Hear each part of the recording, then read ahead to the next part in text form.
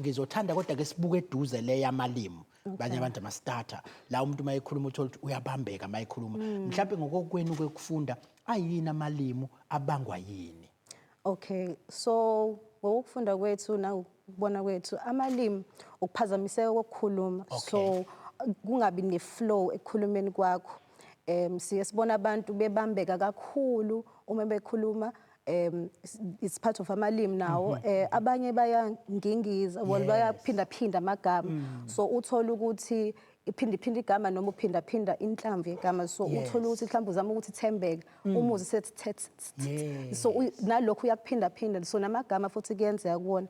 Kukhona futhi nabanye esithi banweba inhlamvu yegama, so ubone ukuthi sithi ama-prolongations ke lawo, so it's part of amalimi futhi lokho. And amalimi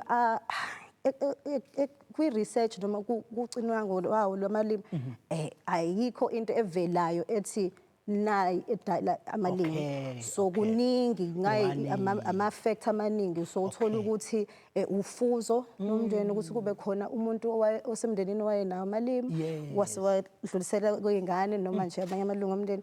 Uthole futhi ukuthi kube khona isigameko mhlawumbe esenzekile empilweni yakho esibucayi, so ukuhlukumezeka uthola ukuthi ku-result ukuthi umuntu egcine sengingiza noma abe namalimi.